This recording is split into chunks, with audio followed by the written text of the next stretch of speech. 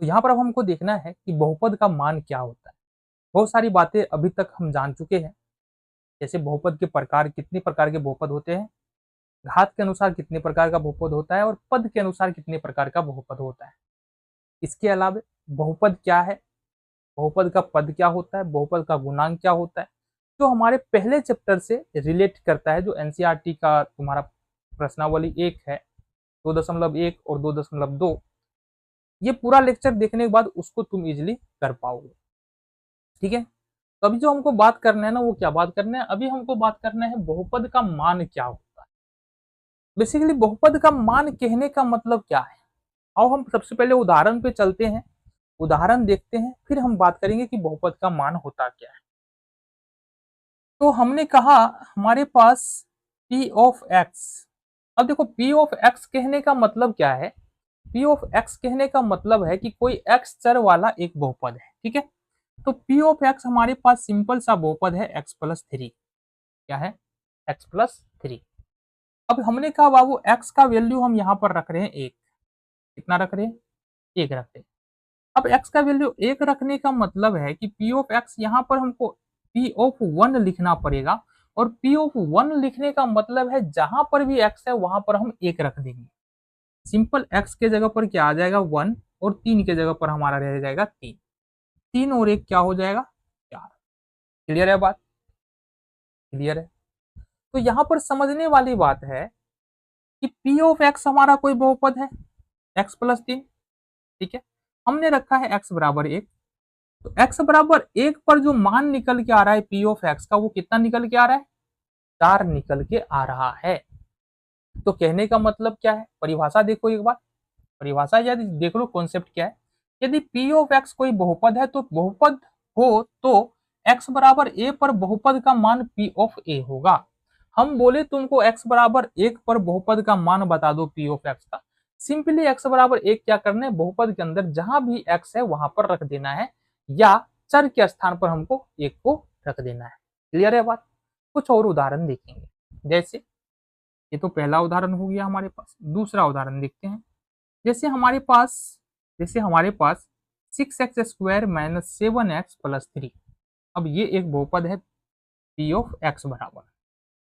ठीक है, हमने कहा x बराबर -1 पर इसका मान निकाल के बता दो। इस बहुपद का मान x बराबर 1 पर निकाल के बता दो। कैसे निकालेंगे, सिंपली हमको क्या करना है, p ऑफ -1 लिखना है। ठीक है, इसके बाद 6x² का मतलब हमको पता है, 6x² का मतलब होता है 6 गुने x²। तो 6 और गुने x के जगह पर कितना रखना है हमको, -1 रखना है, तो -1 का स्क्वायर। -7 और गुने में x के जगह पर -1 रखना है, -1 और प्लस में 3 हो जाएगा। 6 अगर -1 का वर्ग करते हैं तो 1 हो जाएगा, -7 -1 को गुना करते हैं तो +7 हो जाएगा, और प्लस में यहाँ पर 3 हो जाएगा। अब 6 और 7 को जोड़े तो कितना होगा, 7 6 13 और 3 16। तो कहने का मतलब क्या है, p ऑफ x बराबर हमारे पास कोई बहुपद है 6x² - 7x+3, जहां पर p ऑफ -1 का वैल्यू कितना आ रहा है, 16 आ रहा है। तो x बराबर -1 के लिए हमारा जो बहुपद का मान है वो कितना है, 16 है। क्लियर है बात, यहाँ तक क्लियर है। चलो जी, चलो कुछ और उदाहरण की बात कर ले। तो यहाँ पर हमारे पास एक बहुपद है, जैसे p ऑफ y बराबर y³ - 2y² - 3y+7। ये हमारे पास एक बहुपद है। हमने कहा p ऑफ 1/2 पर इसका वैल्यू निकालो, या बोले हम y बराबर 1/2 के लिए इसका वैल्यू हमको निकाल के बताना है।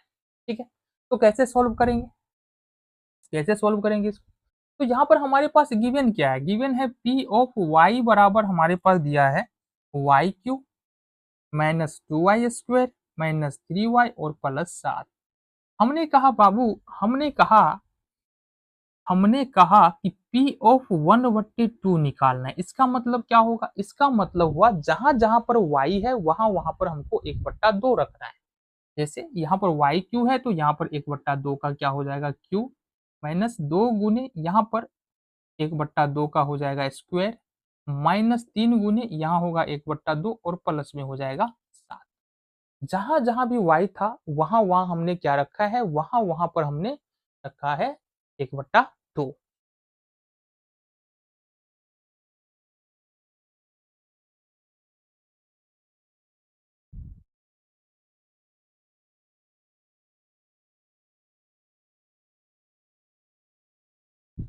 अब आगे आ जाओ, आगे कैलकुलेशन हम देख लेते हैं कैसे करेंगे। तो 1/2 का क्यों करोगे तो 1/8 हो जाएगा, -2 गुने 1/2 का वर्ग करो तो 1/4 होगा, -3/2 और प्लस में हो जाएगा ये 7। 1/8 ये 2 दूनी 4, तो मतलब ये होगा माइनस का 1/2, माइनस का 3/2 और प्लस में 7। देखो 8 2 2 और नीचे में 1, सबका एलसीएम हो जाएगा हमारा 8। 8 एकम 8, एक एक एकम 1, दो चौका 8, 4 एकम 4, दो चौका 8, 4 तिया 12 प्लस यहाँ पर हो जाएगा हमारा 8 7 56। ठीक है, ये तो हमारा एक है ना। चलो जी, 56 और एक कितना हो जाएगा 57, 12 4 हो जाएगा -16 बट्टे में 8, 7 में 6 1, 5 में से 1 4, 41/8। तो यहाँ पर जो बहुपद था हमारे पास पी ऑफ वाई बराबर y cube minus 2y square minus 3y plus 7। इसके लिए अगर हम वैल्यू देखें पी ऑफ हाफ बराबर, तो यानी कि कहे कि y बराबर हाफ पर, y बराबर हाफ पर जो वैल्यू निकल के आ रहा है इस वाले बहुपद का, वो कितना निकल के आ रहा है 41/8। क्लियर है बात, है ना। चलो जी, कुछ और उदाहरण देखें यहाँ पर, आ जाओ जी।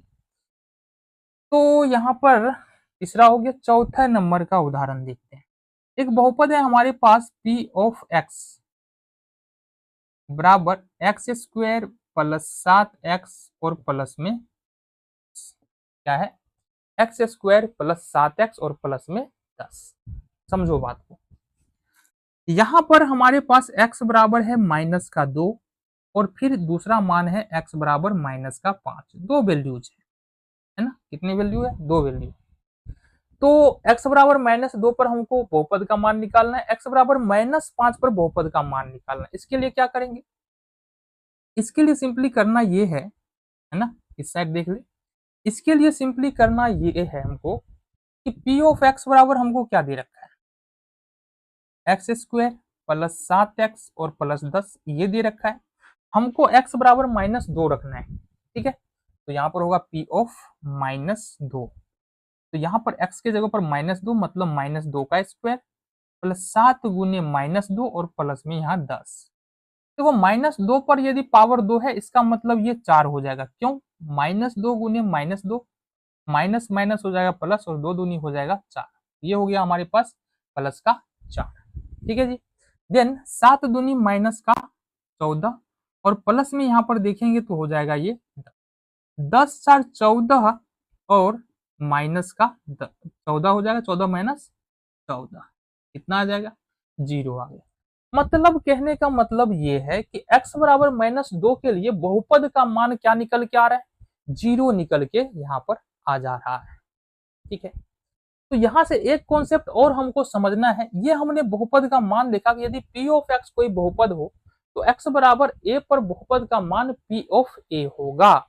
ठीक है, अब दूसरी बात समझो, दूसरी बात समझो, यदि p ऑफ x, यदि p ऑफ x कोई बहुपद हो और p ऑफ a बराबर यदि 0 आ जाए, p ऑफ a बराबर यदि 0 आ जाए, मतलब एक बहुपद है हमारे पास, उसमें कोई वैल्यू मान रख रहे हैं, कोई मान पुट कर रहे हैं और हमको जो सॉल्यूशन आ रहा है ना उसका 0 आ रहा है, तो यहाँ पर a जो है, a क्या होगा, बहुपद का शून्यक होगा, बहुपद का शून्यक होगा।